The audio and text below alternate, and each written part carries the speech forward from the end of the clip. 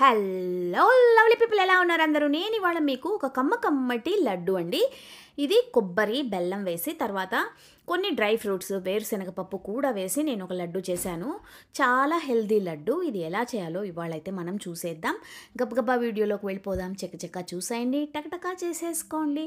ఈ కొబ్బరి లడ్డు కోసం అయితే నేనేం చేశానంటే, ముందుగా కొబ్బరి అంటే పచ్చి కొబ్బరి ఉంటుంది కదండి, అది బాగా మెత్తగా తురిమేసి రెడీ చేసి పెట్టుకోవాలి. ఒక కప్పు కొబ్బరి. ఇప్పుడు కడాయి వేడి చేసుకుని దాంట్లో ఒక కప్పు వేరుశనగపప్పు, ఒక గుప్పెడు జీడిపప్పు వేసుకుని వీటిని బాగా దోరగా వేయించేసుకోండి.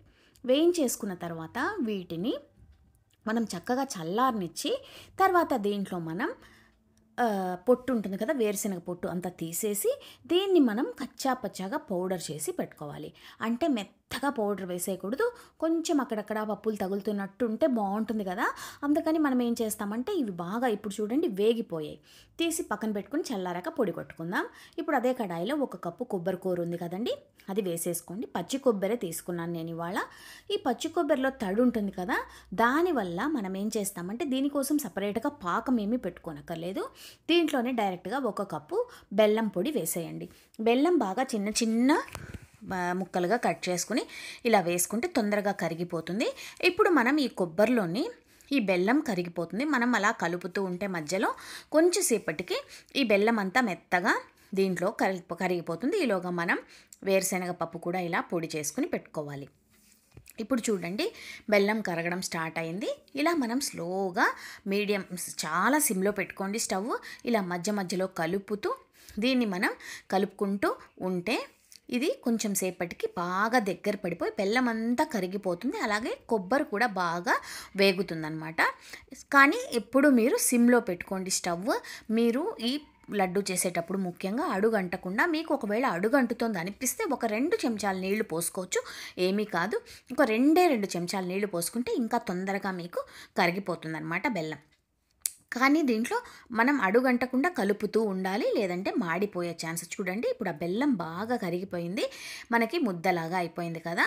ఇప్పుడు మనం దీంట్లో మనం ముందుగా వేసి పెట్టుకున్నాం కదా పొడి, అది వేసుకోవాలి. ఇది చూడండి దగ్గర పడిపోయిందనమాట. ఇప్పుడు మనం 1 చెంచా నెయ్యి వేసుకోండి. నెయ్యి వేసుకుంటే మంచి ఫ్లేవర్ ఉంటుంది లడ్డు కాబట్టి 1 చెంచా నుంచి 2 చెంచాల నెయ్యి అయితే వేసుకోవచ్చు. వేసుకున్న తర్వాత దీంట్లో మనం ముందుగా చేసి పెట్టుకున్న వేరుశనగ పప్పు, తర్వాత జీడిపప్పు పొడి వేసేసుకోండి. వేసేసుకున్న తర్వాత దీన్ని చక్కగా ఇలా కలిపేసుకోండి. మనం 1 కప్పు కొబ్బరికి 1 కప్పు బెల్లం వేసాము. బాగా నిండుగా వేసుకోండి బెల్లము, ఎందుకంటే తీపి కరెక్ట్గా ఉంటుంది. మీరు కొంచెం ఎక్కువ తీపి తినేవాళ్ళైతే 1.25 బెల్లం వేసుకుంటే సరిపోతుంది. 1.25 కప్పు. నేనైతే ఇవాళ 1 కప్పే వేసుకున్నాను. కరెక్ట్గా ఉందండి. చక్కెర బెల్లం తీపి అయితే కరెక్ట్గా సరిపోయింది. కొంచెం తీపి ఎక్కువ ఇష్టపడే వాళ్ళైతే 1.25 కప్పు వేసుకోవచ్చు. అది కూడా మరీ అంత తీపి ఏముండదు, బాగుంటుంది. ఇప్పుడు మనం ఇదంతా బాగా దగ్గర పడిపోయింది చూడండి. మనకు వేసిన పొడి కూడా చక్కగా దీంట్లో కలిసిపోయింది. ఇప్పుడు మనం బాగా 1 స్పూన్ ఏలకుల పొడి అలా పైన వేసేసుకుని దీన్ని బాగా కలిపేసుకుని చక్కగా చల్లారనివ్వండి. చల్లారాక మనం వీటిని లడ్డూలు కట్టేసుకోవడమే. ఎమ్మి dry fruit coconut laddu ready అయిపోయింది. తప్పకుండా ట్రై చేయండి. ఎలా వచ్చిందో నాకైతే కమెంట్స్ పెట్టండి.